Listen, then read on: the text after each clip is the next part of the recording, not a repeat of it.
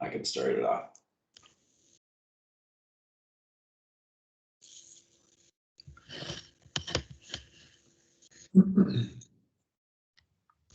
All right, so as a reminder, this meeting will be recorded. Please limit use of the chat as those comments are not visible to the public and we do not want a conversation going on separate from what is verbalized in the meeting. With that, the clerk will begin the meeting. The regular meeting of the Capital Long Range Improvements Committee will now begin.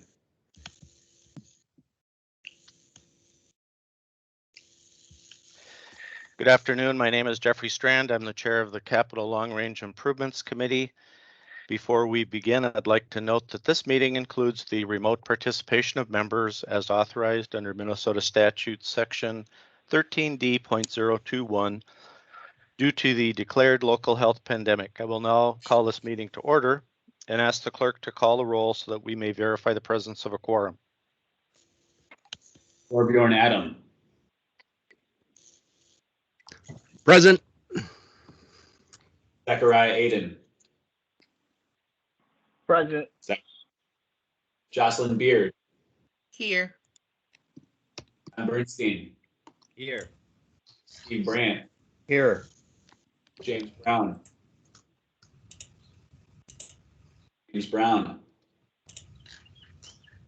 Luke Cunningham. Here. Scott Engel.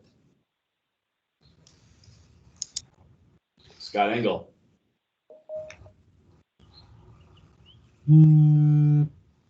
Amity Foster.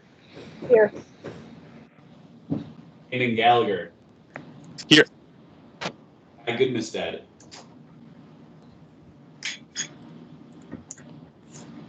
Kai Goodmanstead. William Gullickson. William Gullickson.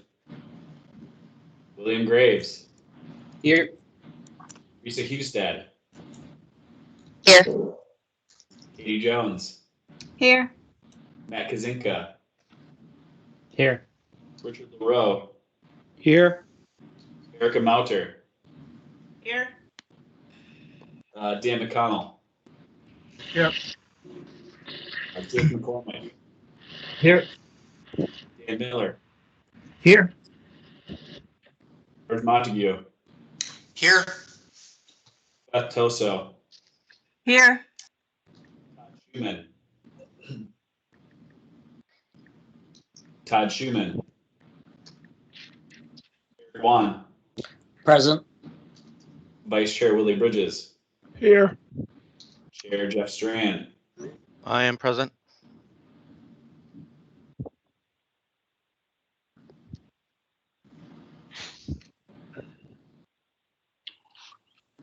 With that, there's 22 members present. Thank you. With that, we have a quorum. We'll proceed to our agenda, a copy of which was posted for public access to the city's legislative information management system, which is available at lims.minneapolismn.gov. And I would entertain a motion to approve the agenda and to accept the minutes of the last meeting, So which will be May 6th. And when you're making a motion, would you please indicate your name so the clerk can capture that information along with the person who makes the second. So is there a motion to adopt the agenda and approve the minutes? So moved. Bernstein. Okay, is there a second? Second, Thor Adam. Very good. Any A question for the chair? question? Yes, under number 4, there's an asterisk. Is that a statement that anywhere along the line during this process, someone can ask to have an item pulled from the consent agenda, or is that already completed? The intent is that was already completed pursuant to the staff request sent to members Tuesday, May 25th at 10:46 a.m. indicating that members were asked to submit items for debate by 8 a.m. this morning. Okay, I would suggest we change the tense of that footnote from click members may request to click members were able to request. That's a very good idea. And remember, this was sent well ahead of the The draft agenda was sent, I think, on Mhm. Saturday. If there's no objection, we'll do that by unanimous consent. We're able to instead of may. Thank you. Was that Eric? Thank you. There's another question or hand raised. Let's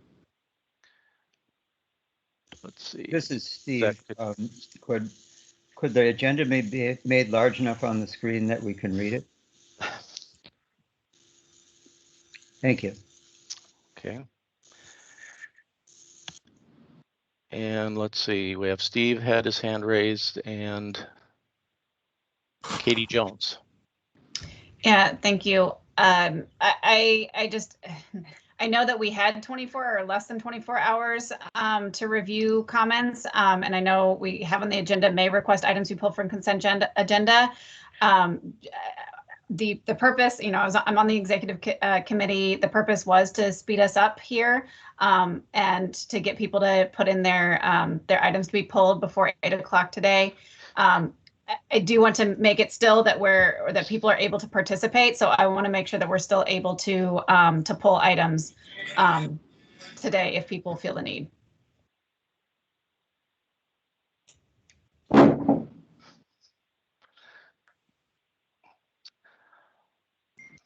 And let's see, Steve, did you have your hand raised again, or was it just a carryover?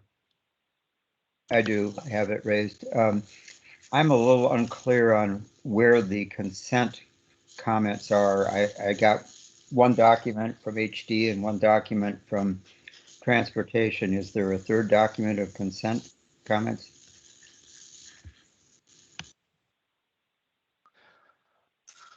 Robert? Yeah, so staff circulated the comments that had been provided and had been advanced by the individual committees.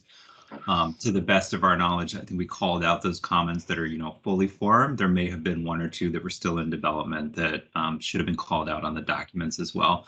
Then individual committee members were able to identify which comments, if any, they may have objection to or otherwise would like to discuss in the larger committee. So we haven't yet circulated, but do have available via this meeting the consent comments, and we've also noted any comment that any member has asked to remove from the consent agenda, so that those can be discussed during the discussion portion of this meeting. So to follow up, am I hearing you say that you have not set out the consent comments yet, so that if we have a strong disagreement with what's a consent comment from the other committee, we don't know what they are yet? Steve, no, we haven't sent out the consent comments yet. We have just noted the ones that members did respond to. As a potential option, we could, since it's a decent list of comments, but it's not necessarily that long. One option might be for this group to do a quick review and summary of what those comments are before proceeding with the consent agenda. I think that's a reasonable request. And so, yeah, clearly, members, the intent was to give people the opportunity to see the reports of the task forces, respecting the work of our colleagues in each task force and giving members an advance opportunity to ask for anything be removed. So why don't we approve the agenda in the minutes, and then we'll have the staff identify what is the consent agenda, and then we'll have one final, if there's no objection, have one final walkthrough to identify what it is, and if there's any additional requests for discussion. So rather than debating the point for an hour, the intention was to move our process fairly but expeditiously. So if there, John? So I'll be real quick. I don't oppose anything you're suggesting. I just want to make it clear that I think that the email that was sent out was fairly clear. And the idea was that the two documents that were circulated, one from each task force, were by default going to be the consent agenda unless any individual notified city staff by 8 a.m. this morning of any comments that they wanted pulled from what would develop to be the consent agenda. So what nobody has seen yet is what has been requested to be pulled. But if you did not object to any comments, by default, everything that was circulated could potentially be on the consent agenda if nobody else had anything pulled.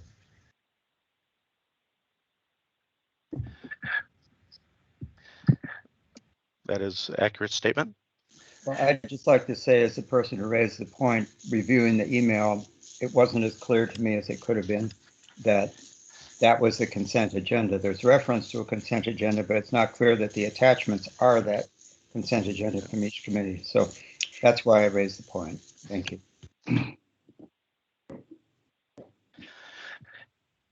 Let's see. Who else has their hand raised? This is Rich. Rich. Yeah, I just want to let you know, I was not able to see either of the attachments on the email and replied to the team indicating so. I went ahead and dug through the document sections on SharePoint and looked at what I thought was the match, but I never heard back from anyone.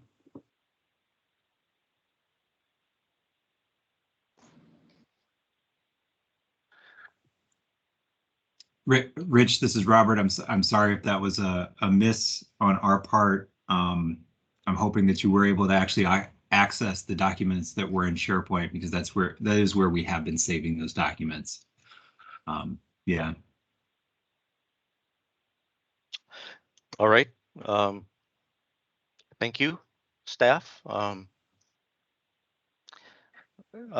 I would propose, to be fair to everyone, that we adopt the agenda in the minutes, and then we look at the Transportation Task Force comments consent, and we just identify all the comments on there. And then at that point, if someone wishes to discuss, just, raise your hand, raise your voice and say, discuss, and we'll move it over to the discussion. And we'll do the same for the human development. So is there any objection to that process? Rich, are you objecting, or do you just have your hand still raised? No objection. Okay. The system is not letting me. Somebody must Oh, be lowering my there you hand, go. re-raising There you it. go. There you go. Okay, so I'm not seeing any other objections, so we'll proceed to a roll call on the adoption of the agenda and minutes, and then we'll proceed with the consent. But we will read through the comments on the consent agenda, and then members will have this opportunity to ask for discussion. So will the clerk call a roll on the adoption of the agenda and minutes, please? Thorbjorn Adam, Aye. Zachariah Aiden, Aye. Jonathan Beard, Aye. John Bernstein, Aye. Steve Brandt, Aye. James Brown, Aye. Luke Cunningham, Aye. Scott Engel. Scott Engel. Amity Foster, Aye. Eamon Gallagher, Aye. Kai Goodmanstead, Aye. William Gullickson, William Graves, Aye. Risa Hustad, Aye. Katie Jones, Aye. Matt Kazinka, Aye. Richard LaRoe, Aye. Erica Mauter, Aye. Dan McConnell, Aye. McCormick, Aye. Dan Miller, Aye. George Montague, Aye. Beth Toso, Aye. Todd Schumann,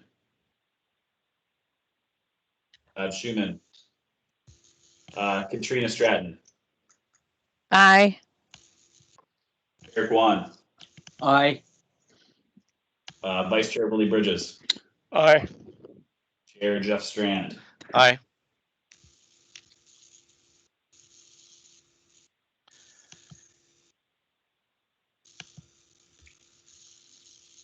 That's 25 ayes.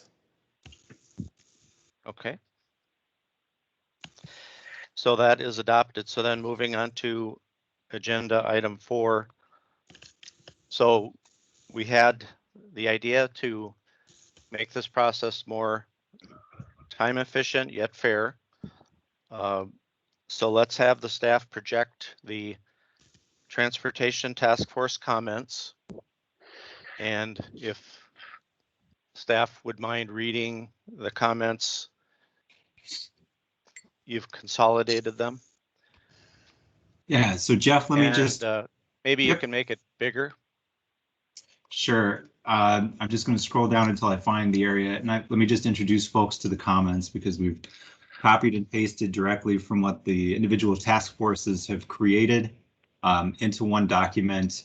And so for folks that are on the call and tuning in, you know, we have a few of the general comments up top. These aren't on the consent agenda. We've graded them out. We actually have some human development comments up top as well. These are also grayed out where they're not on the consent agenda. I'm going to scroll down to the transportation task force comments and then zoom in. And I'll note for the good of the group which comments we have on here that are on the consent agenda at this time. Please correct us if you did in fact email and indicate that you wanted a comment to be pulled. Hopefully we got everything, but there has been a lot of email over the past few days. So for the consent agenda for the transportation task force, we're looking at comment on TR 021 traffic signals. You scroll down some more. Looks like a sub comment on TR 021 traffic signals regarding timing issues. Collaboration between paving projects and ART 01. PV 001 Parkway Paving Program related to traffic markings. PV 001 Parkway Paving Program related to funding levels. PV 122 Dowling Ave.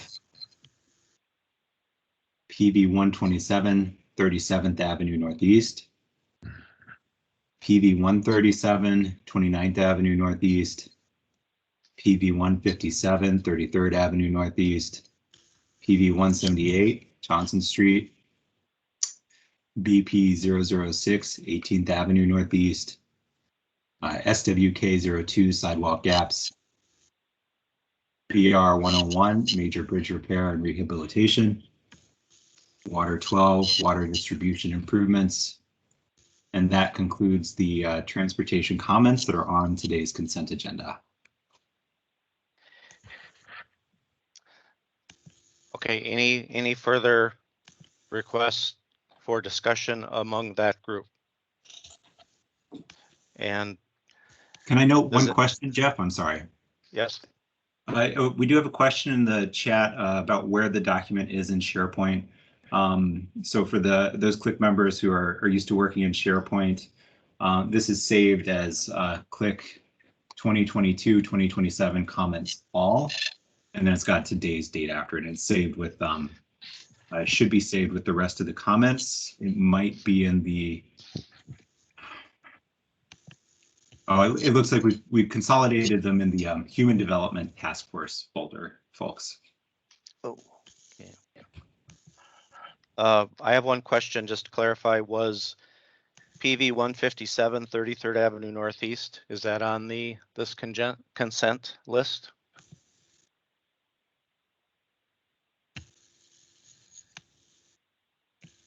So PV 157 33rd 30. Avenue Northeast. That is, okay. And then BP 006 18th Avenue Northeast Trail Gap, that's on there? I recall, yeah. Okay, I didn't hear those noted, so. All right, Is So- PB 122 on that list as well? With to collaborate with the art? Yes, it's been retitled. That's the one that's called Art Collaboration. Go up further, Robert. Yep. Here we go.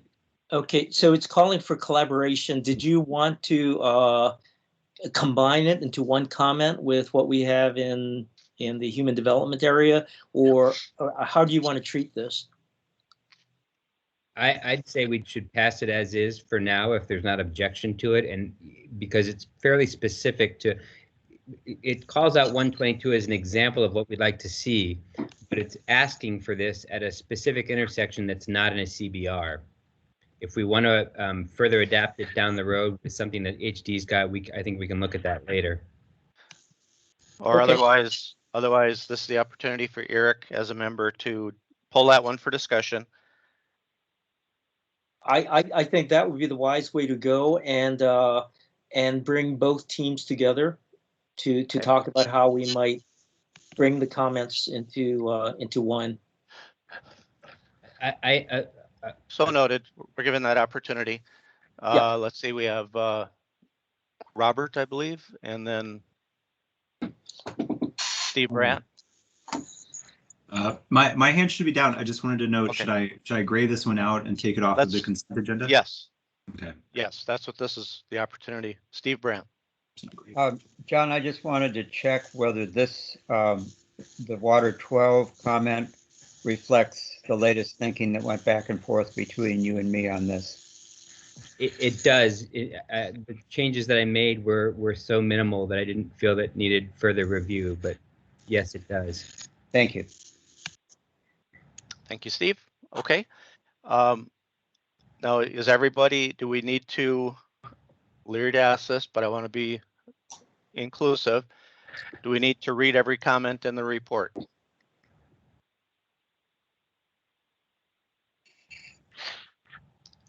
If not, we have the transportation consent agenda report before you. We have removed for discussion the collaboration between paving projects and ART-01 art in public spaces.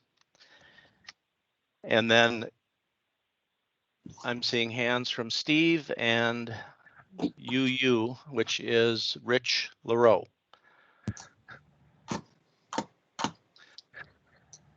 Steve Brandt.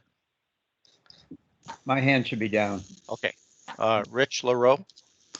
Okay, so I just got a note that the transportation comments were just posted and shared to SharePoint within the last hour. Is that correct?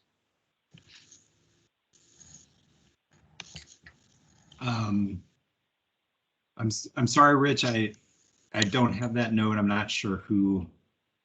Yeah, that was me. I believe I did add them to the transportation folder. Okay, so I was not able to read anything from the email. I'm happy to let it go if most people on the human development team had a chance to review those comments. Could I get a show of hands from everyone on the human development task force who had a chance to read the transportation comments?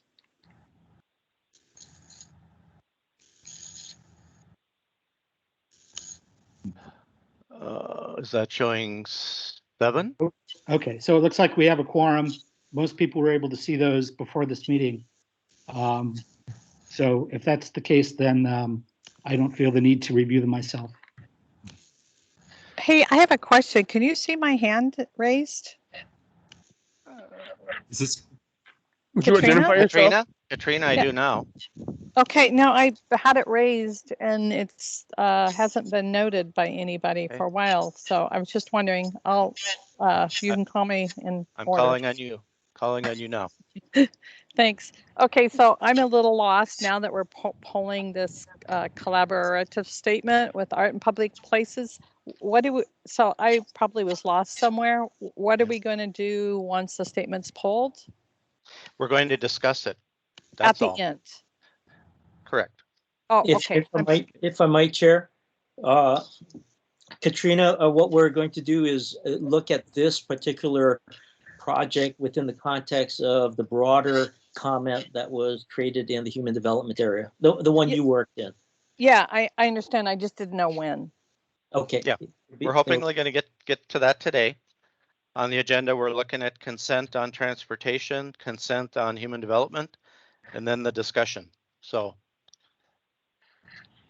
you know, it was chair's idea. Chair accepts full responsibility for this part. I can't control the staff, and I'm certainly apologetic and wish to make sure that we, in the future, as a person who's working full-time, you know, I don't know why the one member was unable to open the documents. That I think staff could try to do some forensic work and figure out what happened to avoid any reoccurrence. So certainly apologize for that, Rich. So I see John has his hand raised. Then the next item that'll be in order will be a motion to approve the transportation consent agenda report. John? I don't want to belabor this. I'll take 30 seconds. This might help Rich because I had a similar problem a couple of years ago with not being able to open attachments that were sent from the city. If you're using Gmail, what I found is if you don't use an email client and instead log on to Gmail from the web, all of those attachments seem to work from there. So again, I don't want to belabor it, but if that fits you, you might want to try that.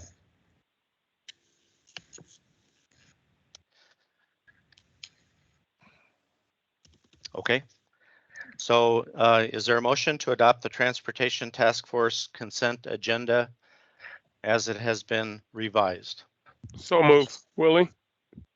So we have a motion, Second. Willie. Seconded, Eric. Second, Eric. Any discussion? Not seeing any hands, so then the clerk will call a roll on adoption of this consent agenda report.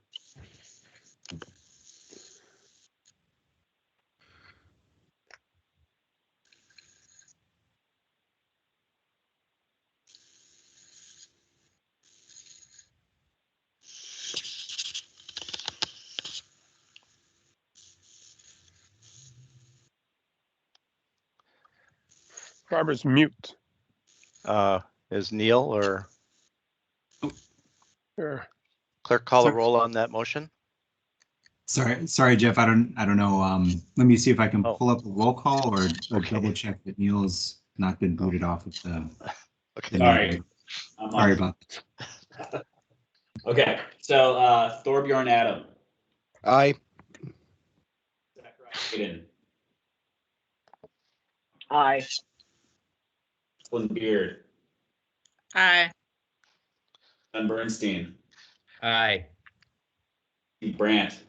Aye. James Brown. Aye. Luke Cunningham. Aye. Scott Engel. Amity Foster. Aye. Eamon Gallagher. Aye. Greg Gudmested. Aye. William Gullickson. William Graves. Aye. Lisa Hustad. Aye. Katie Jones. Aye. Matt Kazinka. Aye. Richard LaRoe. I'll abstain. Erica Mauter. Aye. Ann McConnell. Aye. Cormick. Aye. Ann Miller. Aye. George Montague. Aye. So, Aye. Todd Schumann. I was just able to dial in. I'll abstain from this vote. Gina Stratton. Aye. Eric Wan. Aye. Vice Chair Willie Bridges. Aye. Mayor Jeff Strand. Aye.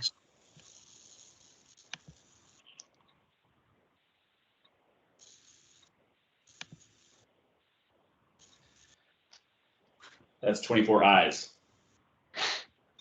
And 2 abstentions. That's correct. That is adopted. Let's next move to the Human Development Task Force comments consent report. Staff can update the membership. Yep. So Jeff and members of the committee, we noted as comments came in or as folks indicated questions that they wanted to discuss, we just grayed out areas of the human development task force comments that had been circulated around. We have some additional formatting in here that's not directly pertinent to the conversation, but we've grayed out all these comments. So at this time, click members have indicated that they'd like additional discussion on each of the Human Development Task Force comments. Very good, thank you. So then we'll move to the agenda item 5.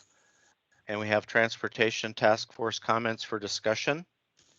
So we have the comment that was pulled from the consent agenda. That is collaboration between paving projects and ART-01, art in public spaces. So I see John has his hand raised. I would move adoption of that comment, collaboration between paving projects and Art 101 as written. The comment does not overlap with the HD comment about art in public spaces. That comment is specifically about increases to funding for art in public spaces in a broad sense. This is a specific comment that is asking them to address a particular intersection in a similar way that they address the intersection of PV 122. They're not in competition with one another, and they don't overlap. All right. Sorry, the member should wait for a second, and then we can Second, have Katie debate. Jones. Katie, second. So John, further comment? No, sorry, I did that out of order. My Okay. apologies. Oh, quite all right. Okay, staff can help me with hands because of the screen sharing. Steve's up. Steve? No, I didn't have anything on Oh. this. Eric has his hand up. Oh, Eric.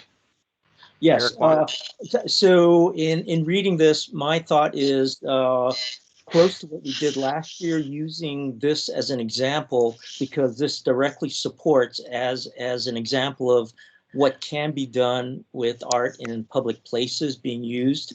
And I'd like to turn the creator of the other statement on art in public places, Katrina, if you're present, would you like to?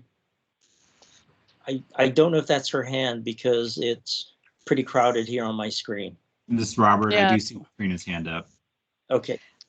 Katrina Stratton. Okay, my concern about integrating them is that it will dilute the statement specifically for increasing the budget as compared to other cities.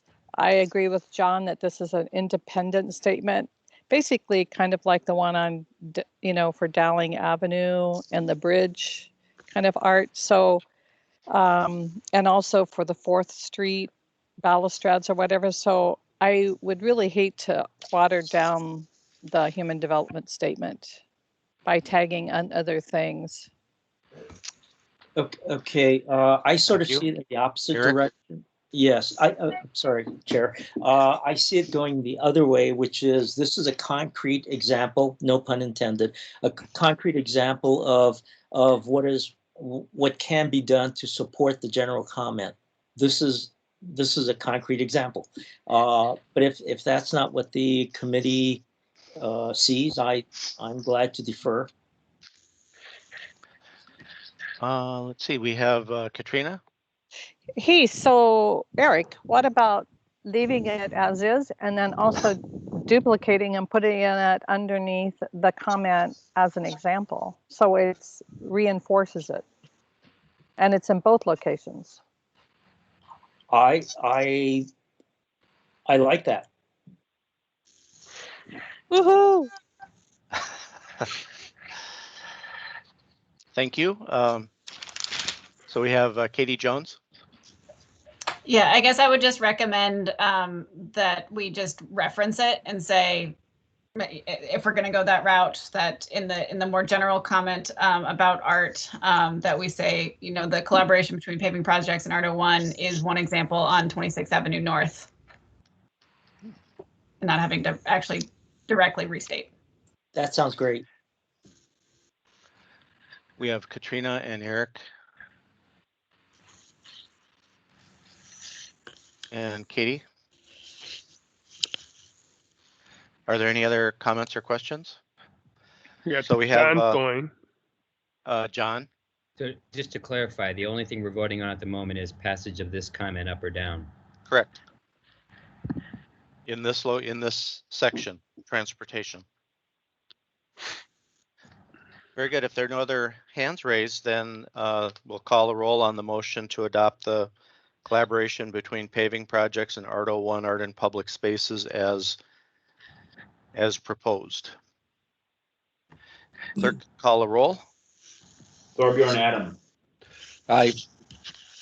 Zachariah Aiden, Aye. Tim Beard, Aye. John Bernstein, Aye. Steve Brandt, Aye. James Brown, Aye.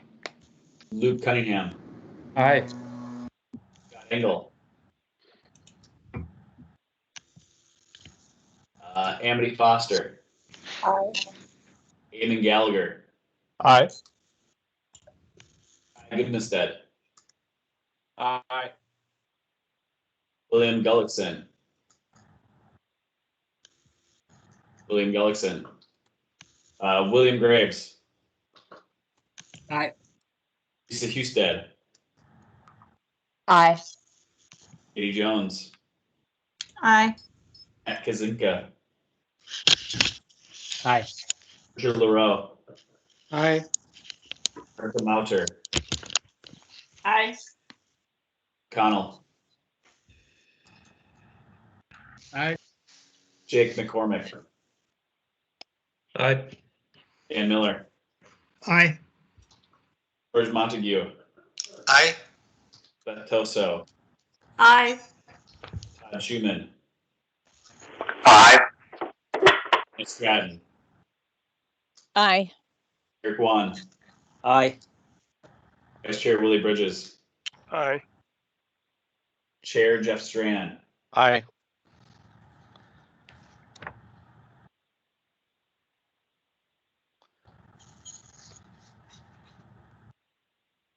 that's 25 ayes. That is adopted.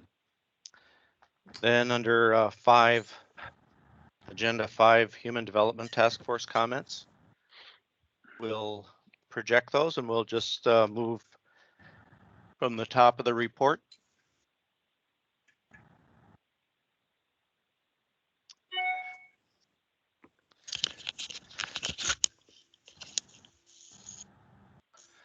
Okay, is there, make sure there's, do we need a, let's read the heading. Question for the chair. Yes, Eric? Chair, could we find out who pulled it so that we can direct the questioning, direct our attention to that person to make sure we satisfy their needs? No, I don't think that's in order because we just asked staff to do that, and members will have the opportunity to raise any questions or concerns Okay. if they feel the need. So I see another hand up. I see Steve Brandt.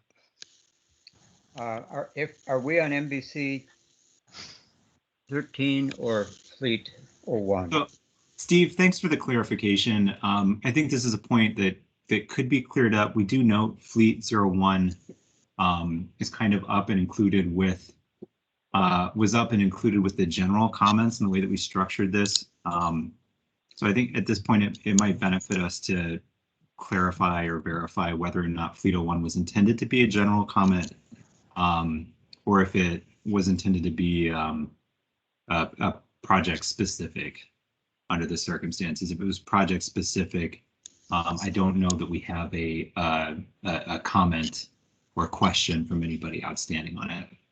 Okay, once you resolve that, I do have a motion on NBC 13. So let's go to Katrina, and then we'll ask the HD co-chairs of their intent.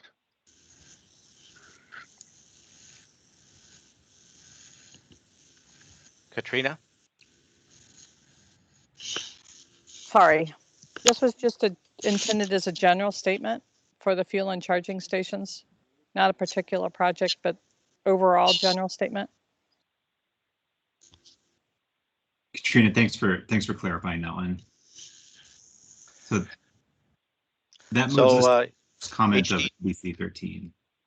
Okay, so HD co-chairs, The comments that are labeled general, is it your intent that they should be looked at when we get to the introduction of new click general comments?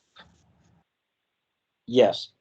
Very good. So that's, so then we'd start at, Fleet 01. okay.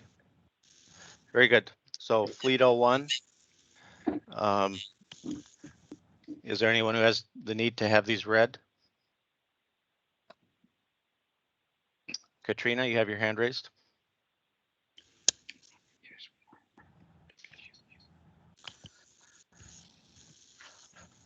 And Katie Jones has her hand raised. Yeah, I'm trying to follow along here in terms of our process today. I hope I'm not the only one that's struggling a little bit here.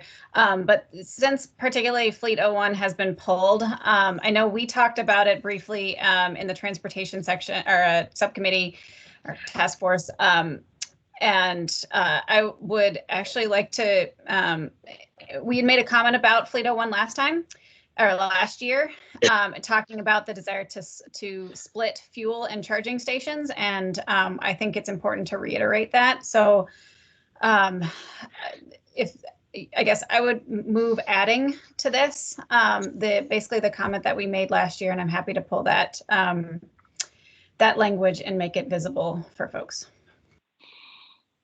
Okay, Chair, could we accept her amendment? And because I think we worked on that language last year, and I believe it's perfectly suitable here. Yes, I think we'd like to see the language that we're voting on. I have the report in my hands, but. Last year's report. Correct. Yeah, I can copy paste it into the chat, and then whoever's controlling the screen can fit it in there, if that works.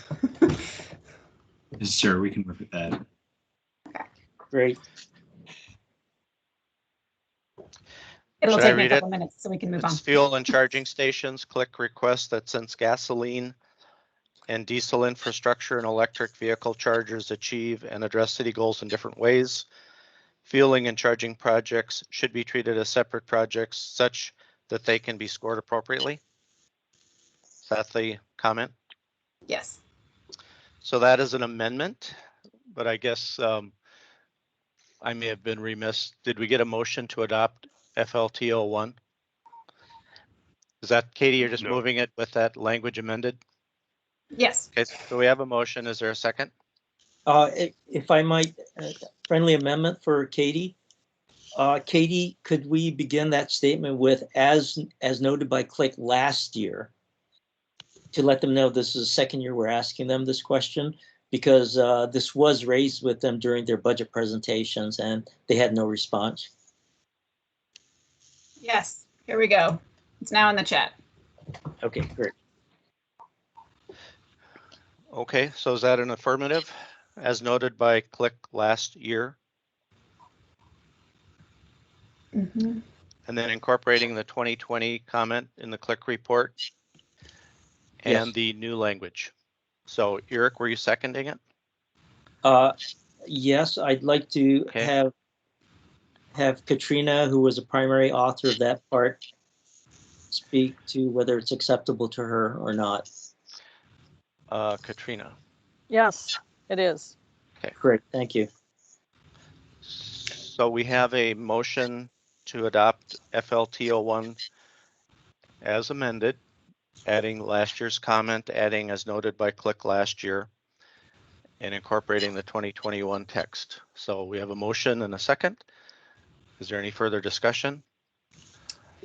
Seeing none, the clerk will call the Sorry, roll. I hate to be the one to do this. I'm just trying to be the, consistent from year to year and how we're approaching Public Works. We usually ask them to explore and to evaluate things like that and request. And so the use of install a couple of hydrogen stations, that seems very prescriptive. And, we do want to lean on the expertise of Public Works, and like, is a couple the right number? So that type of, urge us to change, to change that language slightly to say, lead in the use of forward-thinking strategies and explore the use of fueling stations to support new blah, blah, blah. Do you want to read this precise language in your amendment? The clerk can capture it. Lead in the use of forward-thinking strategies and explore the use of hydrogen stations to support the new Toyota and soon-to-be other makers of alternatively powered vehicles, I think would be important to say. All right. Point of inquiry for the staff. Are we advised to use brand names in our report? Is there any objection? Is there any concern with that? Preference to a particular make or model? This is Robert. I wouldn't know one off the top of my head. I feel like it's a great question. I feel like Public Works would very happily read the intent if there was another model that might make more sense. Okay, I see Katrina has her hand, but I'll just say that so Katie and Eric, as the maker and seconder, you're happy with this change? I am. I would suggest taking out Toyota. I'm fairly confident we have no Toyotas in the fleet at the moment. And I think it would be just as meaningful if we took the brand out. Katrina? For new alternatively powered vehicles, maybe the right way to say it. Yes. What Katie said. Yes. Or new and emerging. We can do it as a team. Right. Okay.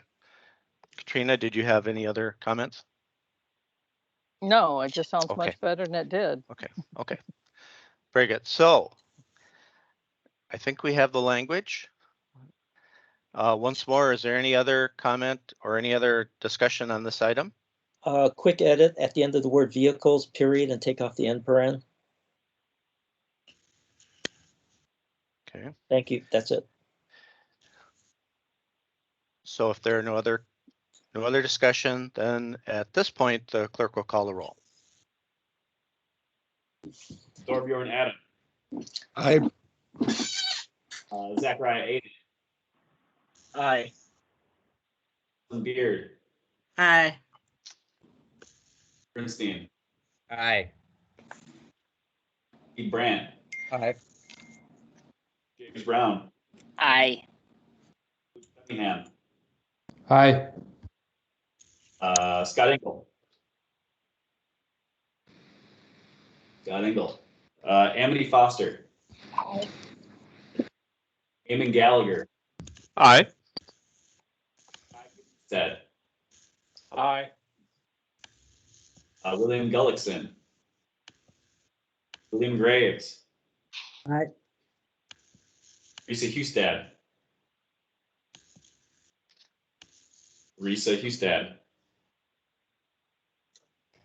Katie Jones. Aye. Matt Cinco. Aye. LaRoe. Aye. Erica Mauter. Aye.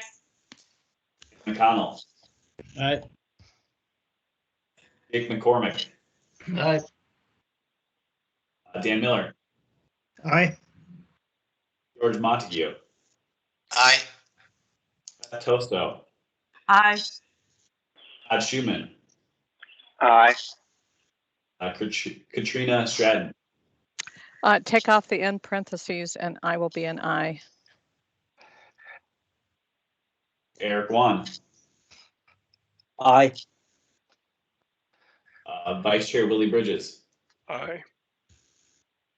Mayor Jeff Strand. I vote aye.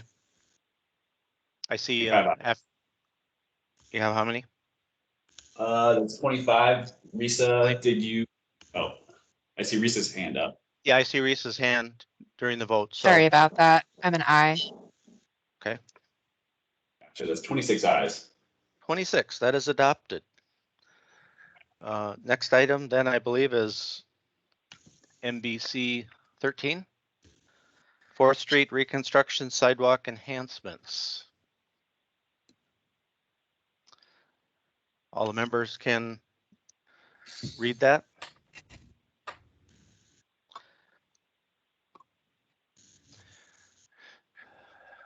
We have Risa and Steve.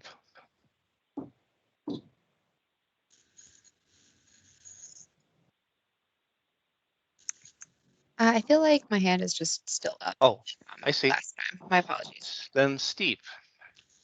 Okay, I would move to strike the second sentence, which reads, Click recommends to the MBC that the MBC board give serious attention to the need for screening of visitors to the building as well.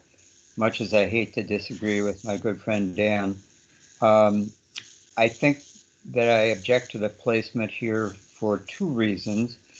One is I think that that sentence would be more appropriate in the MBC 12, which is the non-stage work safety improvements, where there is a brief reference, albeit not spelled out, to security improvements. And it would go beyond, if you're talking about screening visitors, you're talking not only the 4th Street entrance, but the 5th Street entrance.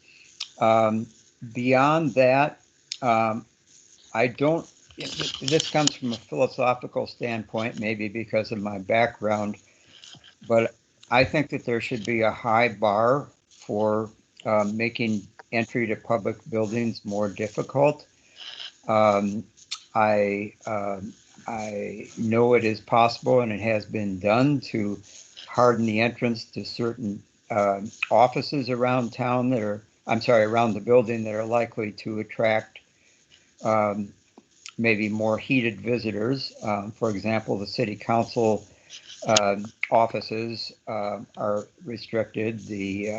I believe areas in the police department as well.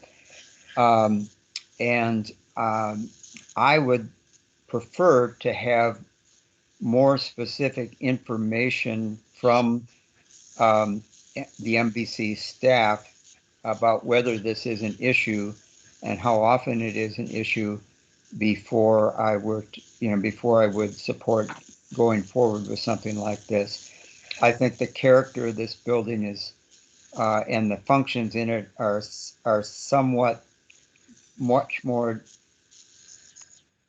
different from those of the building across the street, the government center, which is where the serious trials take place, where the judges are officed, and so on. So those are the reasons I'm moving to strike here. So Steve, you're moving the comment as you're the maker of the motion, right? But you're just Right. moving to strike the second sentence. Correct. Is there a second? I'll second that, and I'd like to be recognized to speak, if that's okay, Jeff. Okay, so we had John, Dan, and Willie. So I agree with Steve's sentiment here, but for different reasons. It strikes me, I'm surprised I didn't catch this earlier, that this is out of NBC's bailiwick. NBC would certainly be the people who would implement, if the people in the building who should make the decision about whether there should be increased screening there should happen, then NBC would be charged with making the physical changes to have that happen. But it's not in NBC's bailiwick to make that decision or to consider it. I would imagine that would either be security services there, or the city council itself and the mayor, or some combination of that. So for that reason, I think that sentence should come out. Dan, and then Willie. Well, thanks, Steve and John, for your comments. For me, this is, about protecting the employees in the building, some of whom I represent. I think it's unfortunate that we live in a society where this inconvenience has to be put upon people when entering public buildings, but I think it's not unlike having to wear a face mask to some degree. Like, we wear face masks because we want to protect our fellow citizens. We see mass shootings occurring on a daily basis in our country. I don't want to see people in City Hall get hurt. It is completely up to the MBC. The city council has no authority over what happened in the building at large. I guess I don't care where you put the comment, but I think it's a serious issue that is being ignored and that they should pay attention to. Willie and Katie and Steve.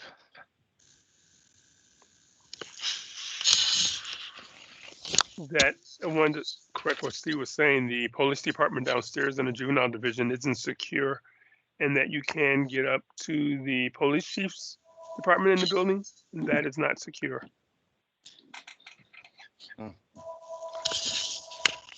Katie, Steve, and Eric.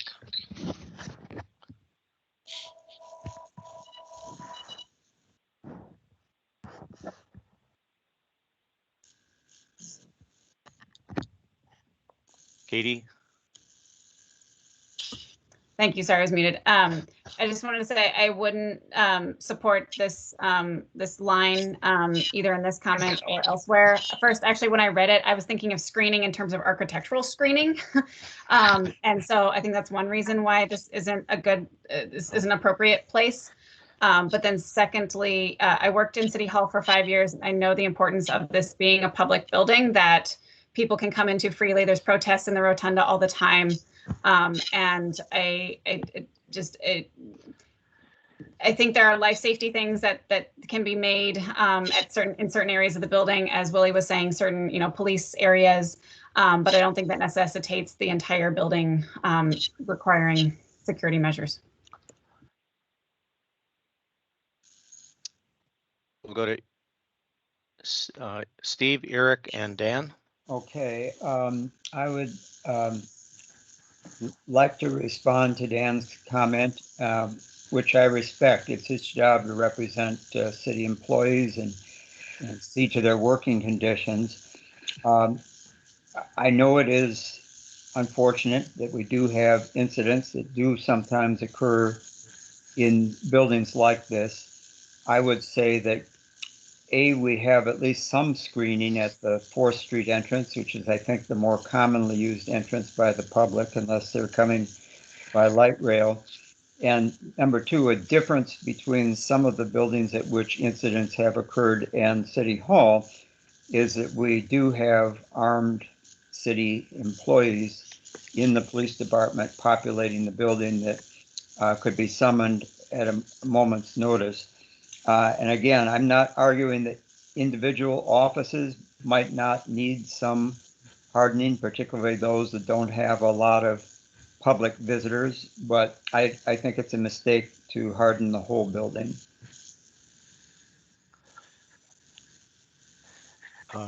Eric, and then once you're done, if you lower your hand. So I had Eric, Willie, Katie, and Dan. Okay, I'd like to offer a compromise that sort of blends what Steve was saying initially, a bit of what Katie was saying, and some of what John was saying. If we were to remove this sentence from NBC 13 and express this sentiment, the need for securing to ensuring the safety of our employees and visitors within these buildings as a general statement in the investments in public safety area. I think that would be a worthy compromise. There's a word which on second thought, I'm having trouble with, which is screening. Screening is a physical action, and that's not really something that infrastructure can solve. I think we can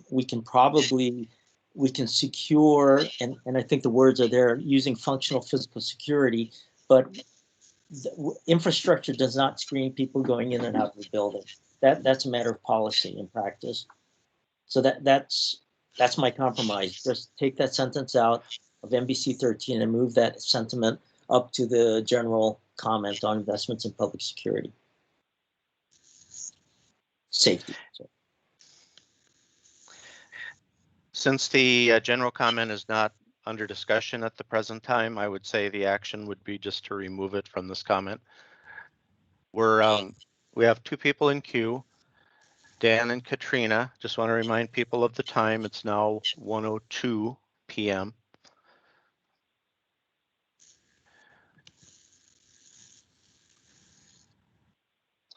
Dan and Katrina.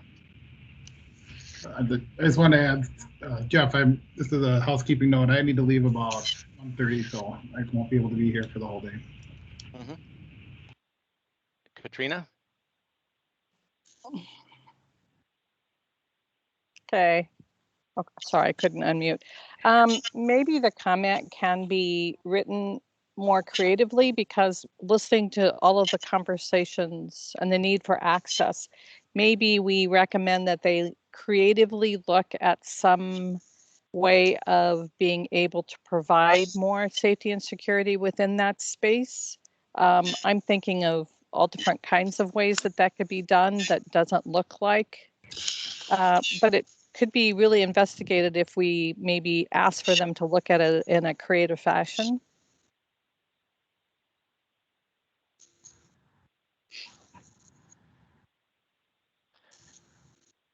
Okay. I'm going to ask the members if, since we have, this is our first meeting on comments of the full body. So we're spending a lot of time wordsmithing here in the meeting. And the other alternative would be to just table something and have people identified to work together to rewrite and bring it back next week.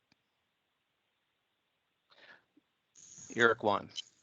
Yeah, I'd like to make a motion to remove that sentence, and with my own little footnote that we'll revisit this when we get to the general comment regarding public safety. And when Steve moved it, he did move to not include the second sentence. So I think that's covered.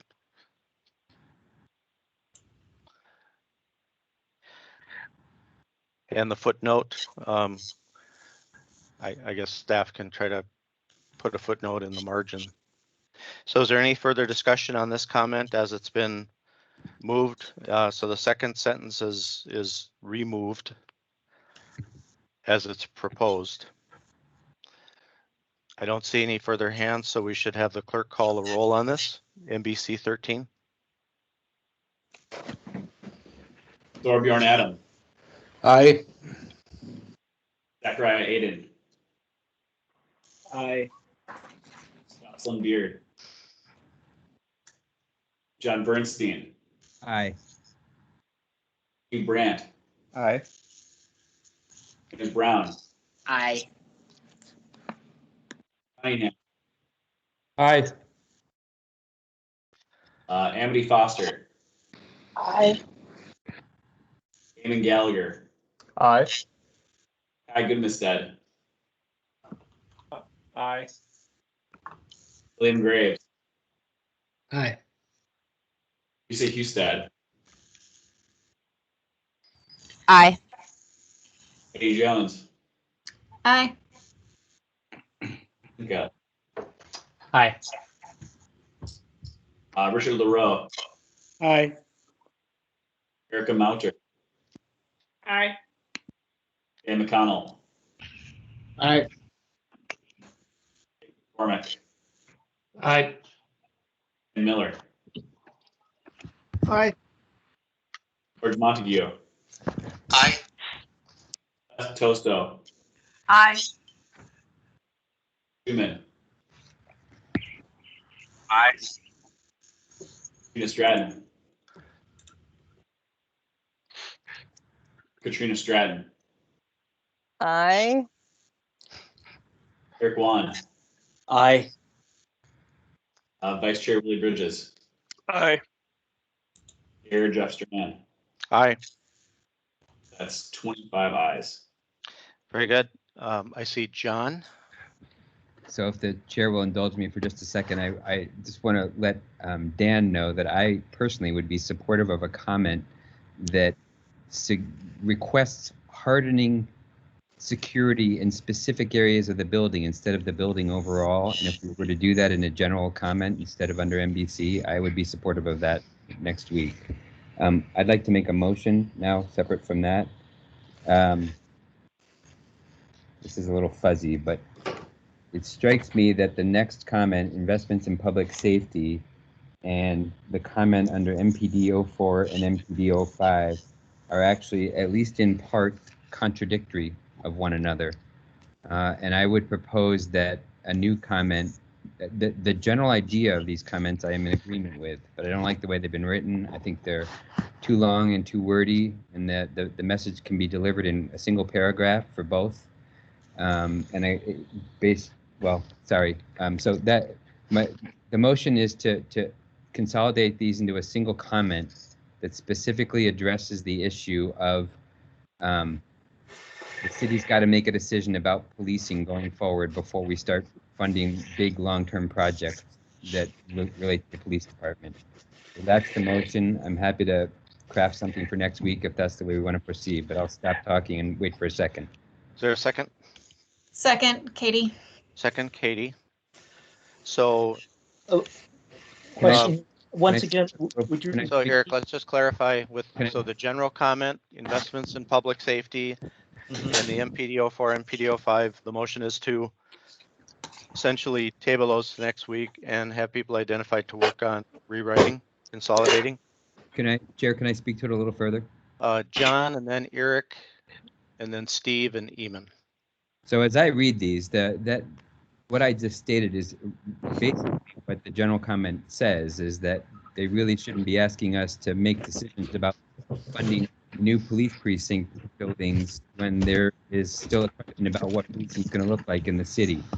So, and then the comment under MPD and MPD 04 goes on to ask them to do specific planning around those precincts starting next year. And to me, those are in conflict. I don't know when they're going to resolve this, whether it gets resolved this fall or not, I think still remains to be seen. It's certainly possible that will happen. But I think our ask should be very simple, and I think we should stay out of policy around policing. While we all have opinions about that, and they in fact might be unanimous on this committee, that's not the purview of CLIC. The purview of CLIC is to make recommendations around capital infrastructure, and so I think that's what we should stick to.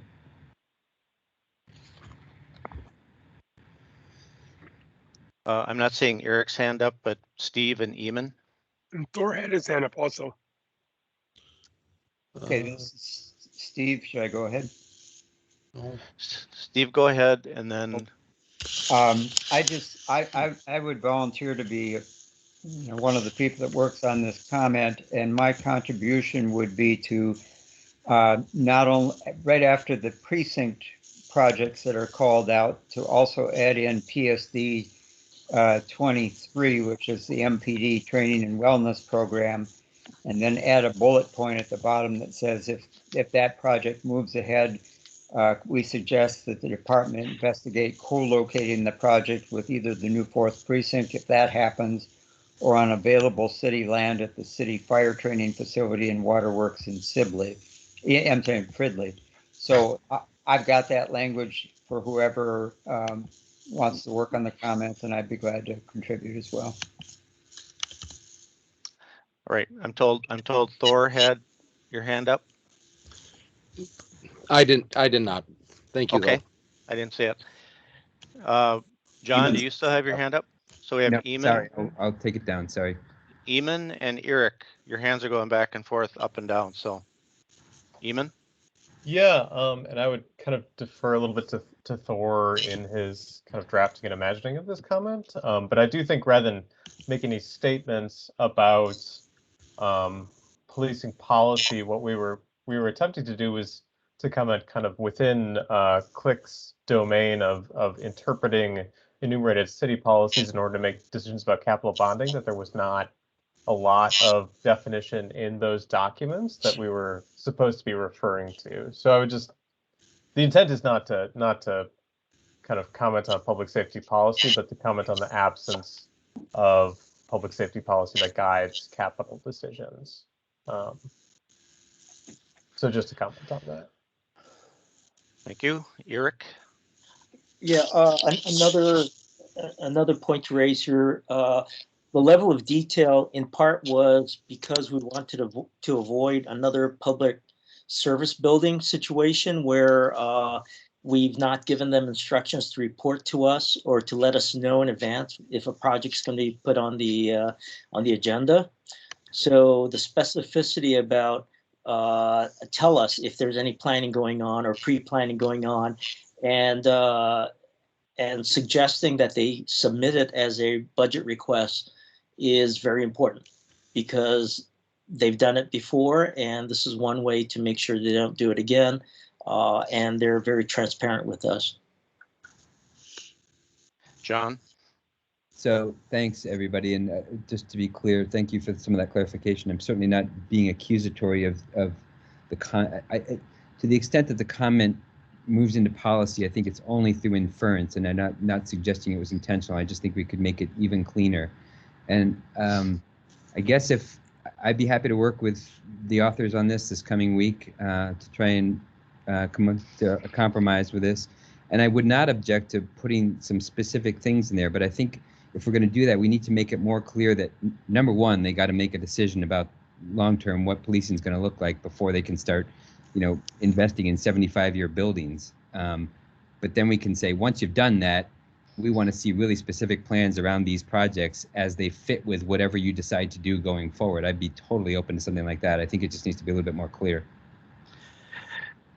Okay, John, I'm assuming your hand is lowered, and so essentially we're looking at tabling to June 2nd's meeting, the general investment in public safety and the MPD 04, MPD 05, with a suggestion to wrap in MPD 23.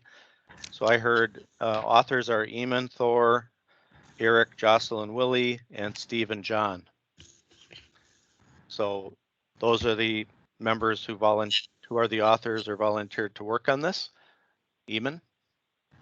I would just say, kind of in response to John, that I would totally support that. That sounds extremely consonant with the intent of the comment to begin with. So I would support that. Very good. If there are no other hands raised, the clerk will call a roll on tabling this to 6/2 of 21, with the aforementioned members working to rewrite and consolidate. Thorbjorn Adam. Aye. Zachariah Aiden. Aye. Beard. Jocelyn Beard. John Bernstein. Aye. Steve Brandt. Aye. James Brown. Aye. Luke Cunningham. Aye. Amity Foster. Aye. Elon Gallagher. Aye. Ty Goodmanstead. Aye. William Graves. Aye. Risa Husted. Aye. Katie Jones. Aye. Matt Kazinga. Aye. Richard LaRoe. Aye. Aye. Erica Mouter. Aye. McConnell. Aye. Jake McCormick. Aye. Miller. Aye.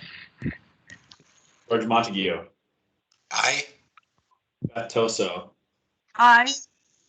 Todd Schumann. Aye. Katrina Stratton. Aye. Eric Wan. Aye. Vice Chair Willie Bridges. Aye. Chair Jeff Strand. Aye. 25 ayes. Very good. Out of courtesy to members who have to leave early, if there's no objection, Dan McConnell and any other members who have to leave early today, are there any comments that you might ask we review out of sequence?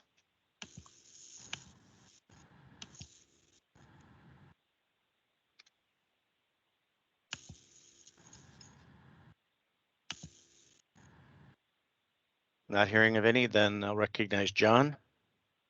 Thank you. I would move to strike Art 01, the comment on Art 01, and if that, once it has a second, I'd like to be recognized to speak to it. I'll second for the sake of discussion. Okay, so we have motion and second. John recognized to speak to the motion. Thank you. So I want to start by saying that I'm very supportive of Art in Public Places. I think it's a great program, and I think it's been a very successful program. That being said, this comment is asking for dramatic improvement or dramatic increases in the funding that Art in Public Places receives. For those that may not be aware of the roughly 130 projects that we review every year, this is the only project that is guaranteed funds. There is no other project on this list that is guaranteed funds. It's actually in city ordinances. It was passed in 2015. This project gets 1.5% of the net debt bond budget annually. So that's roughly 50 million bucks, which is why if you look at the funding for this, it ranges from about 700 and some odd thousand to 800 some odd thousand.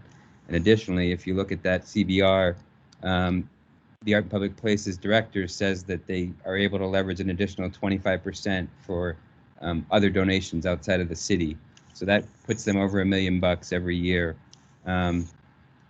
Sure, it would be nice to spend more on art, but at a time when budgets are constrained and we're asking them to tighten their belts, and this is one where they in fact can't cut it, which is fine. That's why there's a city ordinance that protects it.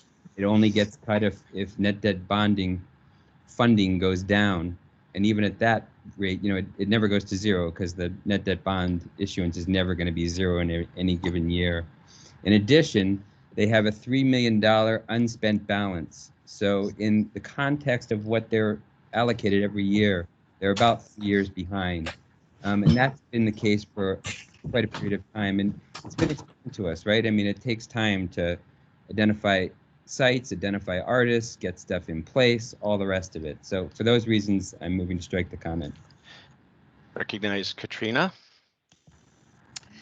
So after doing a lot of research and investigation, the reason to me, it's only $800,000. If we tripled the budget, it's still to me pretty low. When you go back and look at the history of the AIPP, Minneapolis didn't start the AIP until 2015, where other cities of comparable size and even cities smaller than Minneapolis started these programs in the 80s and 90s, which puts Minneapolis behind. Why this is important is that one of the things that corporations do when they decide to come to cities is they see what kind of art in public places gets within that budget, how long it's been going on, and what kinds of things are in that space. So Minneapolis is already quite a bit behind.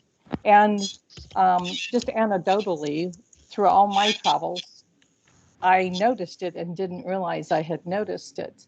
So it's also reduces crime in neighborhoods that have art in public places. It increases educational attainment in places. So it's not just, to me, a desirable. It's critical, and it's critical that that Minneapolis catch up, seeing as how one of the statements is that we're a leader in so many areas. Thank you.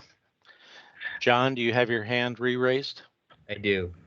So I would respectfully disagree with a number of those statements. I too have researched this, and so I'll share some of that information with the committee. The Art Commission, the Public Art Commission in the city of Minneapolis was codified in 1974. And if you look at Art in Public Places' own website on Facebook, they identify that they have been a major part of the capital improvement program since 1992. What happened in 2015 was that the funding that they received was codified as an ordinance. Many cities do not have that. In general, around the country, to the extent that their funding based on capital improvements, that ranges from 0.5% to 2%. Reminder, we're at 1.5%. And in fact, one of the cities that's cited in that comment as an exemplary example is Philadelphia, which uses 1%. And ironically, in 2021, they've dramatically cut their budget for art, presumably because it's not codified in Philadelphia, and they were able to do that. Also, the way a lot of the cities do this is they do 1% of construction costs of projects, which is different than what Minneapolis does, which is 1.5% of net debt bonds, period. So there's, in a lot of these cities, it's qualified projects. There's no such thing as qualified projects here. It's just a blanket number on the total net debt bonds. Again, I'm not debating the importance of this project. I think it's a very important project, but I think it's unreasonable for us to ask them to spend beyond what they're already spending, particularly in a time when budgets are tight. Recognizing Katrina. I think we should table this because I have done as much research, and I will show you all of I actually have a paper out that will show you this. In fact, Portland just increased its art and public places budget to 3%. So I don't know, we're getting misinformation, but I don't say things unless I have data and statistics to show it. So let's table this and have a discussion between us if you'd like to move forward, but to strike this, to me, Okay, we have a motion to critical. table. Is there a second to motion to table? Second. Was that Willie? Yes. Okay, so that's non-debatable, I believe. So we can have the clerk call the roll on tabling this, and then we'll identify people to work together, the authors and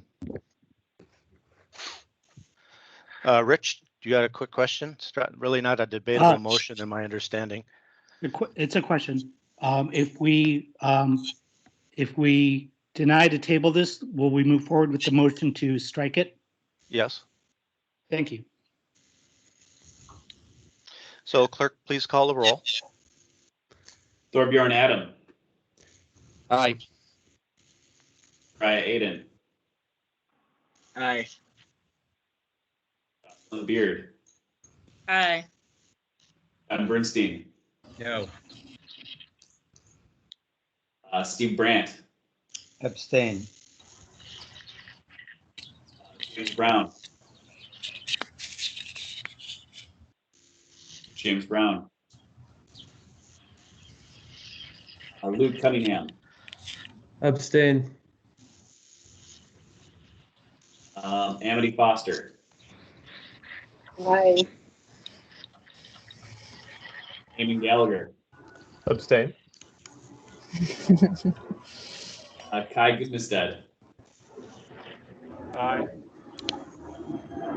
William Graves. Aye. Lucy Houston. Aye. Steve Jones. Abstain. Matt Kazinka. Aye. Richard Leroux. No. Erica Mauter. Aye. Dan McConnell. Pass. Dave McCormick. Aye. Dan Miller. No. George Montague. Aye. Oso. Aye. Human. Aye. Tina Stratton. Aye. Eric Wan. Abstain. Vice Chair Willie Bridges. Aye. Mayor Jeff Strand. I will abstain. So that passed clearly. 15 ayes, 3 nays, and 8 abstentions. Okay. So that is tabled, and the authors, Katrina, Jake, and John, are you volunteering to work since you had concerns? Well, my concern is a move to strike. I don't know how I'm going to be able to compromise on this one. Okay. I don't see that. Who would like, any additional members like to volunteer to work on refining this for when it's raised from the table? Rich, you have your hand raised? Rich? I do not. Okay. Any volunteers?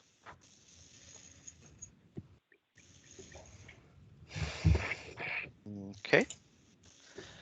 Well, we have it tabled. So let's 127. So we do have quite a bit more work to go, and we have the new click general comments, and then we had an overview net debt bond preliminary programming. John, I'll get you in just 1 second. So I want to ask the staff, we thought it was important to introduce that last item. Do we have that? Are we ready to go with that introduction today since we have it on the agenda? So Jeff, you're referring to the Overview net debt bond preliminary programming? Right. So we don't have, so let me put it this way. We have the net debt bond resources that Click will be using in order to do the net debt bond programming.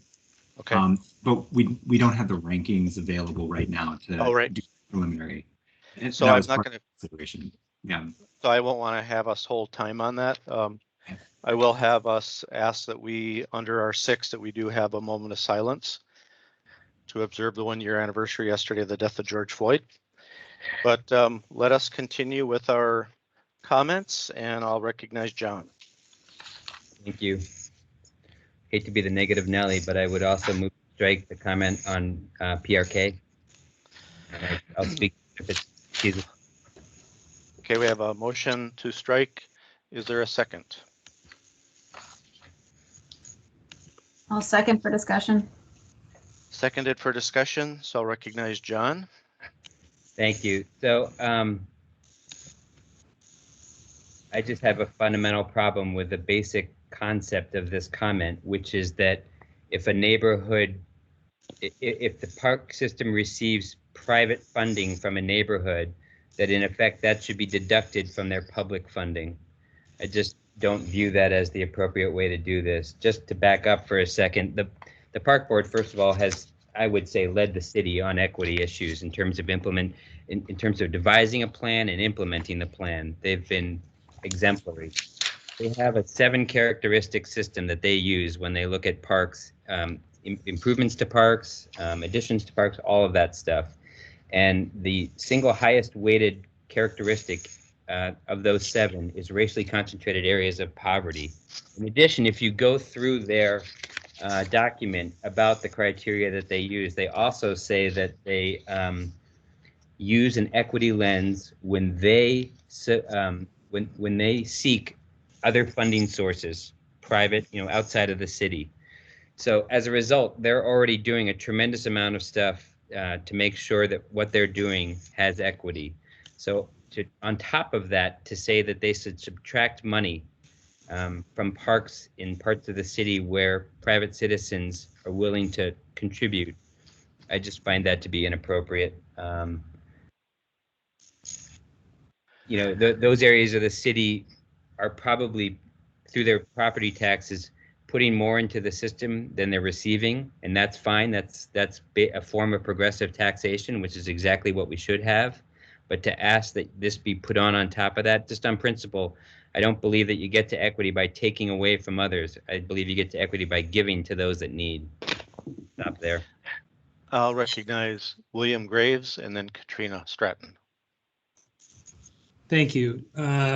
So I guess I'll just note that this comment is intended to provide additional public insight and disclosure to joint public-private funding sources for policymakers when making decisions. I think that in the interest of the park board's intended equity stance, that we as a city be very clear about the ways that we, both through public and private means, are funding our parks, particularly when we live in a city that has tremendous differences in the ability to do that from park to park. And given the, I think, universal interest in a high quality park system that's shared across the city. So that's the intent of this comment.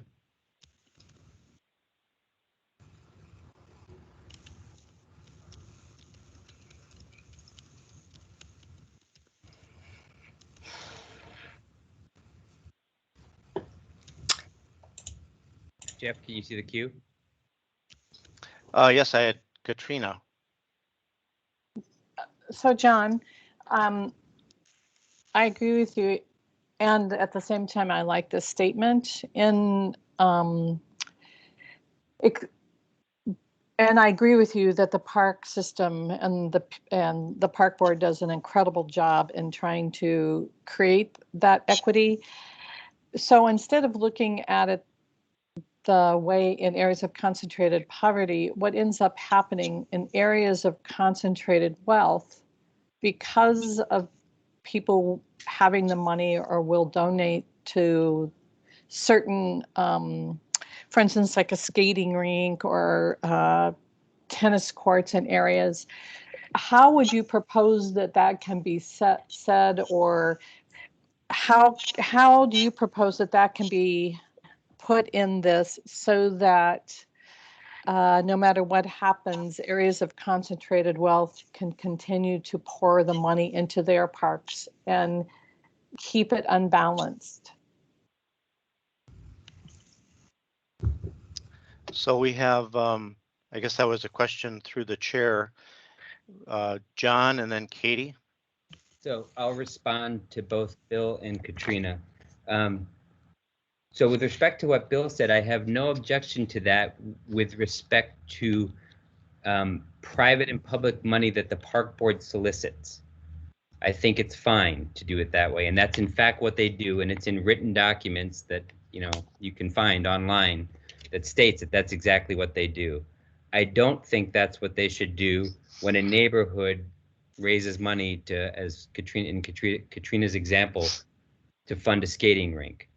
I think that should be outside of that. And I don't think that does anything to harm equity. To Katrina's question, the rating system that the park board uses takes that into account, because in addition to looking at, I'll just give you all the characteristics. So they divide them into two categories. Community characteristics are racially concentrated areas of poverty, youth population, population density, and neighborhood safety. In addition to those four, they have three that are called park characteristics. That's the park asset lifespan, the park asset condition, and the proportion of value. So if a wealthier neighborhood puts in a skating rink, they've just improved the condition of the park and they've put in newer assets, right? So that's gonna, when the park board goes through and assesses that park, that's gonna ding them. They're already getting dinged for doing that, which is fine, right? Because they've put in some new infrastructure. So to additionally say, because some private money got put in, that should get pulled away from, public money should get pulled away, I just find not appropriate.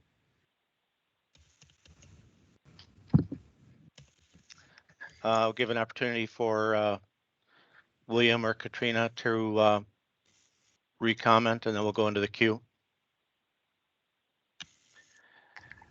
Katrina, and then we'll go to Katie and Jocelyn. You know, it's a quandary, but I have been at those meetings when the park board presents the plans for the community. And during those meetings, they'll present all of the plans for all of the parks. Say, for instance, I'll do 5 parks. So the community shows up and gives input after they've given input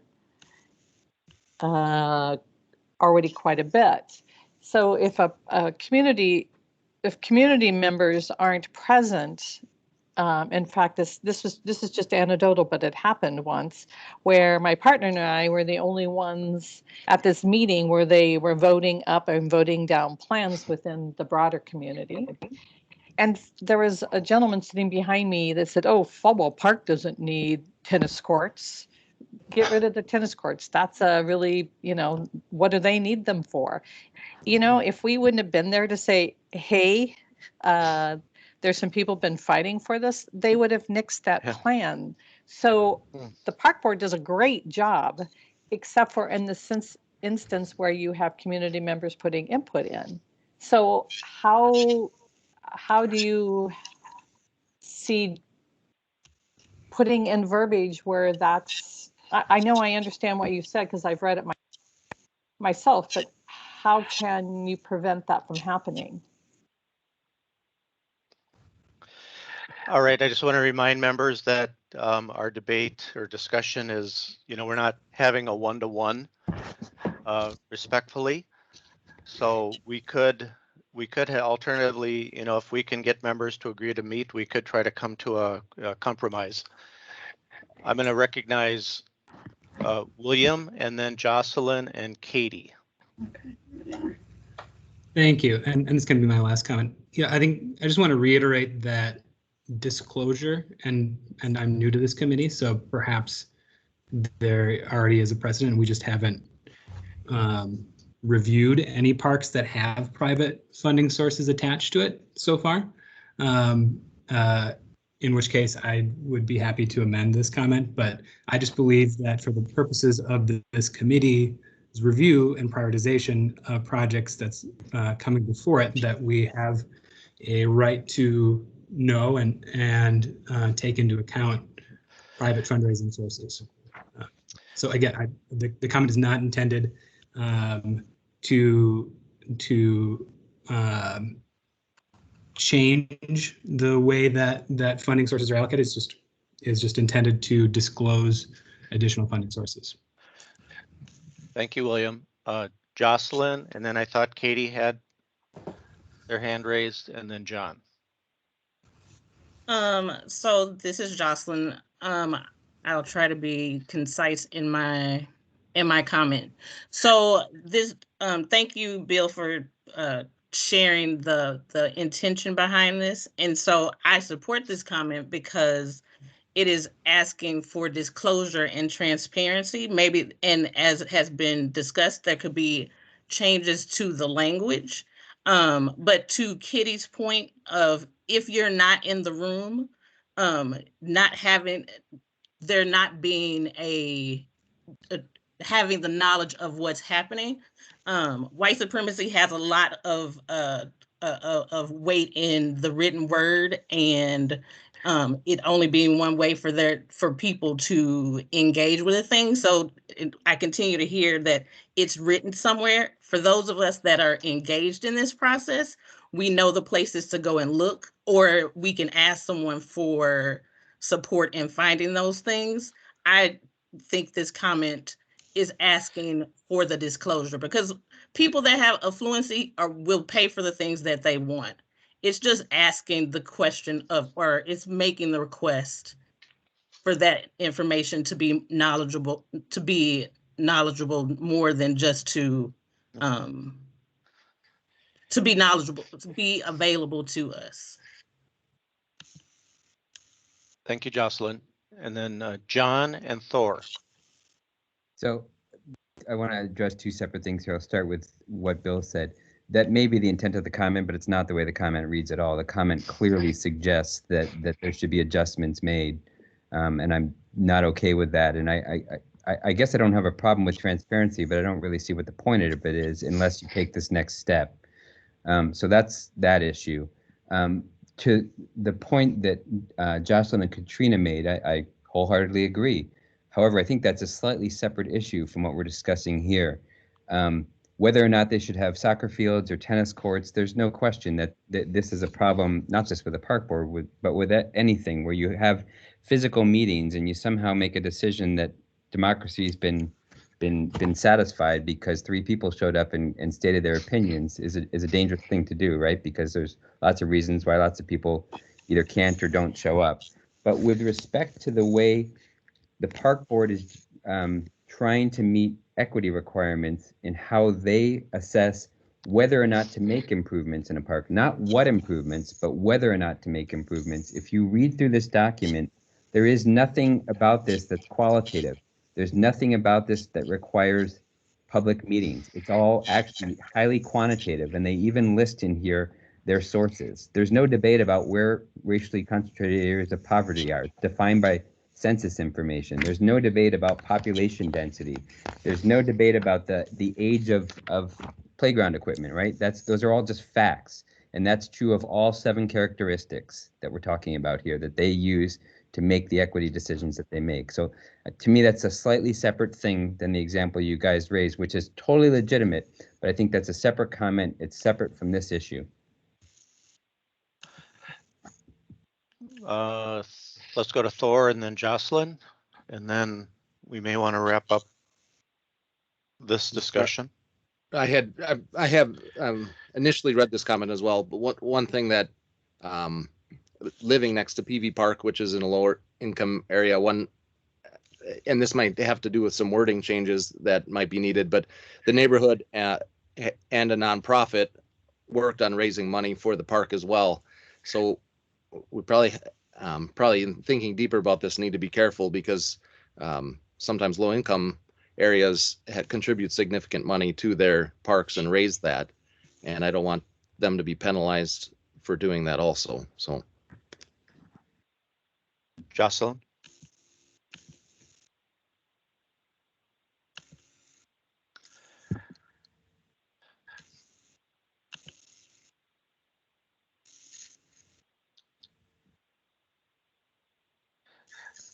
Jocelyn. I didn't have anything. I just put my hand down. Okay, sorry.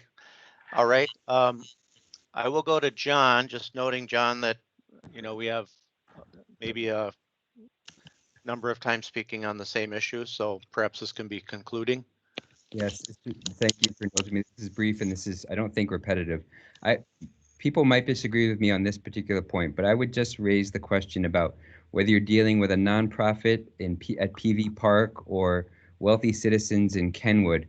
Do you really, what underlies this to me is the idea that if a private entity contributes to a public asset, then those dollars are going to be a substitute for public money that otherwise would have been spent there. That's kind of what's implied behind this comment. And I think that whether you're talking about a wealthy Kenwood neighbor or you're talking about a nonprofit trying to help out a community in need, I think that may change the perspective on their if they feel like all they're doing is substituting private dollars for public dollars.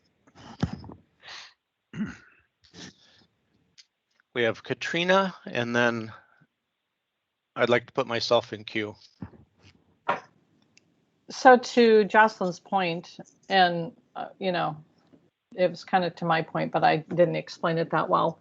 Transparency would really be nice, because it's, as we all know, it's not necessarily what it's what it looks like. It's not necessarily what it says on the books, but it's what the community thinks and what it really looks like in person. So transparency can help people understand that that's what happens. So changing the language, I think, so it talks about transparency so that we all know where the money's coming from and how much that is actually going into the total pool of money for the park board. Jeff. All right. So we spent a lot of time debating this comment. I do have the concerns about not accepting private funds that offset public investments and perhaps allow for greater public investments throughout the city. That I don't know that was the intent. I'm hearing that it wasn't.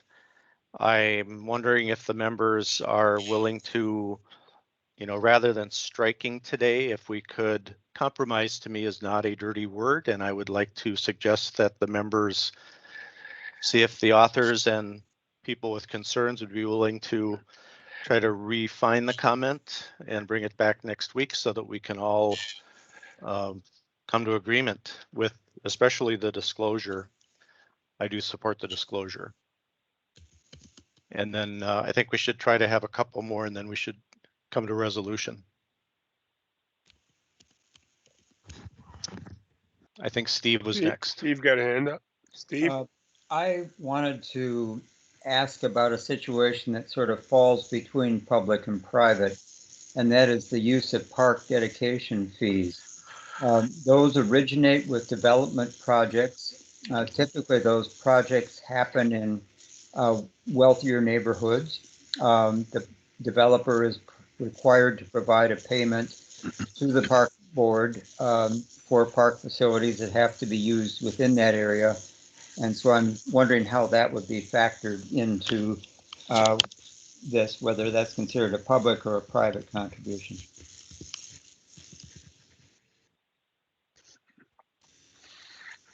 Who's the member asking, the authors or the finance staff? I think I'm asking the authors what their intent is. It's park dedication fees, inevitably skew the amount of funding available because of the nature of their origin. We have 2 more members and then okay, 3 more members, and I think we'll have to call this for today. We're getting close to our adjournment time. So Katrina, William, and John. I put my hand down. Oh, William and then John, and then if Thor or Jake can answer the question, or the staff can answer the question Steve posed. Thank you. So to address, I think Steve's comment is aligned with the disclosure intent of this comment as I authored it. Thank you.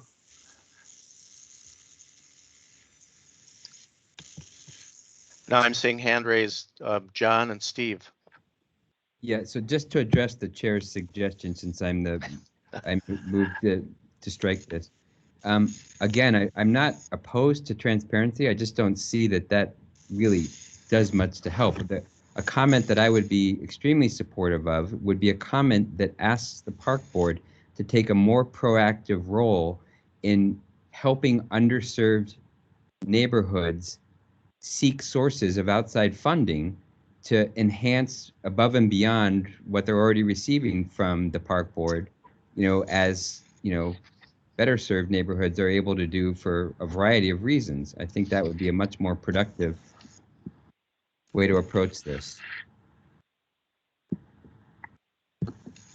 And I state that as if anybody's willing to work on a comment like that with me over the coming week, I'm happy to do that. All right, it looks like we don't have any more hands raised, so I think the next step would be to call a roll on the motion unless there's any other action for people to get together for next week's meeting. I'm not seeing that, so I will ask the clerk to call a roll. Thorbjorn Adams. No. Zachariah Aiden. Abstain. Flynn Beard. Abstain. Ben Bernstein. Aye. Pete Brandt. Aye. Brown. Aye. Luke Cunningham. Aye. Cindy Foster.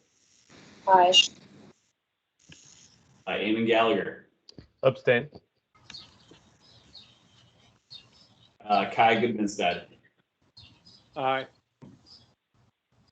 William Graves. Abstain. Christy Hustad. Aye. Katie Jones. Abstain. Matt Kazinka. Aye. LaRoe. Pardon me, can we clarify, we're voting to remove the comments or we're voting to keep them? It's a motion to strike.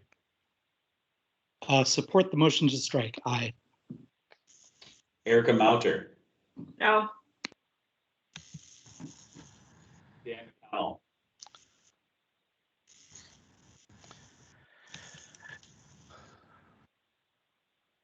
Dan McConnell. Jake McCormick. No. Dan Miller. Aye. George Montague. George Montague. Beth Coso. Aye. Human. Abstain. Katrina Stratton. Nay. Eric Wan. Abstain. Vice Chair Willie Bridges. Abstain. Mayor Jeff Strand. Aye. All ayes. That is adopted. So at this point, with 7.5 minutes remaining,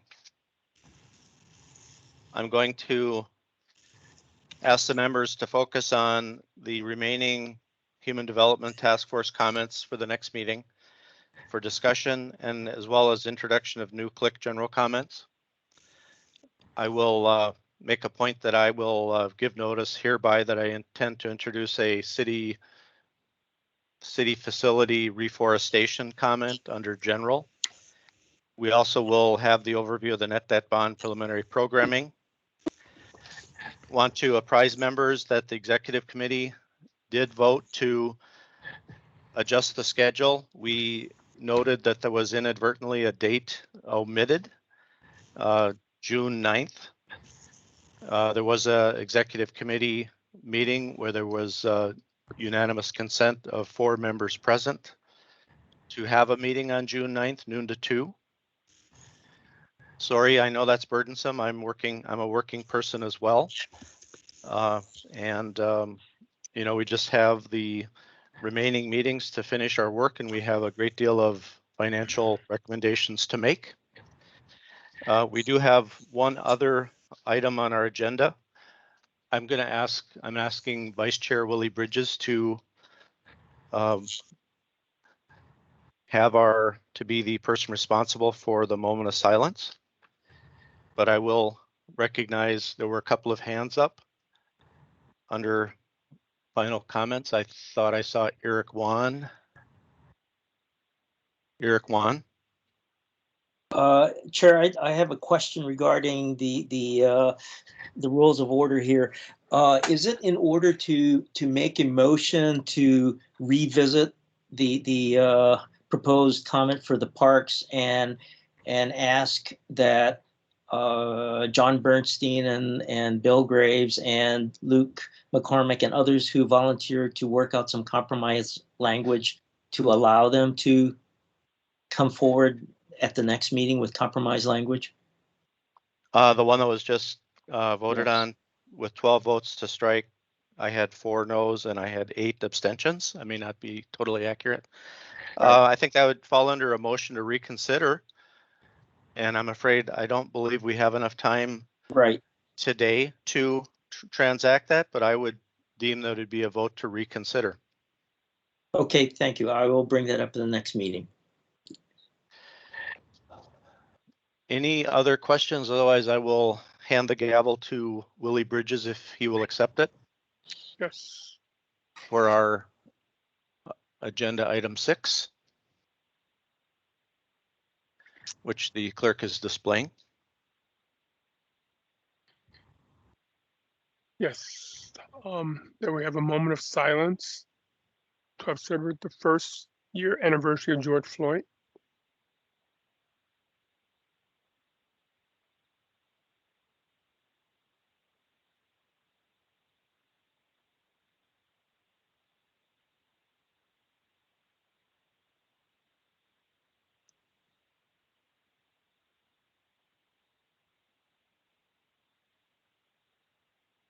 We're good. I mean, I think with the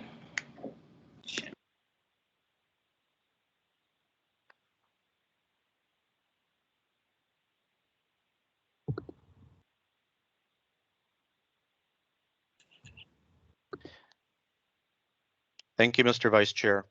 Mm-hmm. Thank you. All right, time check is 1:56 p.m.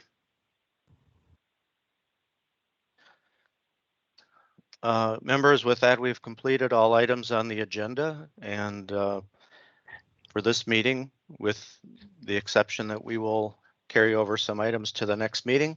Robert has his hands up. Chairperson, Robert has his hands up. Yes, Robert. Oh, yeah, sorry, Jeff. If there's a time appropriate for staff to raise, I think just items for next meeting. Yes, exactly. I'm just getting to that in the script. So, so I will ask members and staff if there are other items to come before this meeting. Robert. Yeah. So as members will note, the ranking forms are due either today or tomorrow. I'm sorry, I'm blanking on the date that we actually sent out. Noon tomorrow. Noon tomorrow. Once those rankings are in, Staff are going to compile the rankings, and then we prepare to, time permitting, dive into the preliminary net debt bond programming at next week's meeting. I know there've been a lot of questions about that, so we'll be looking forward to starting that conversation. Thank you, Robert. I see Dan Miller. Yeah, just a Dan? point of clarification, who should you send your ratings to? Neil and Robert. Mm-hmm. Do not send them to the chair. I get, you know, a handful every year, but I don't look at them. I don't want to know your ratings. They're between you and your appointing authority. Thank you. Or higher power. Let's see, Robert, you probably don't have your hand up anymore. So the next meeting will be 12 noon on Wednesday, June 2nd, 2021. If not, without objection, I will declare this meeting adjourned at the conclusion of this statement. So again, our next meeting is as stated. Thank you, everyone, and the CLIC meeting is adjourned. Informally, if anyone is interested in working collaboratively on a city reforestation climate action general comment, please reach out to me. Thank you, everyone, for your great work and collaborative efforts today. And we're adjourned.